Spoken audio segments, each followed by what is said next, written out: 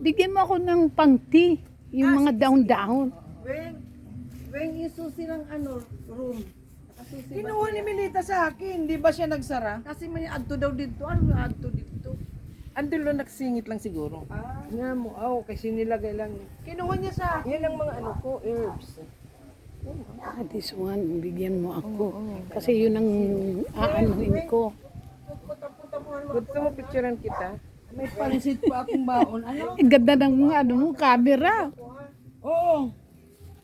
Nahadlok ka? Sige dyan ka para may picture. Kadto-kadtuong ko ha?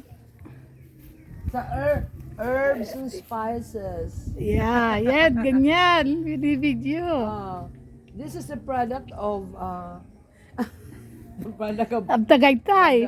of the ombudsman. Man. Product of the Uy, ang cute ng isa ngayon. This one is nice. Oh. Ayan, ano ito? May ibang kulay man oh. Bluebells. Ito ang Ay, bluebells pa tawag dyan. Ito, bluebells ito.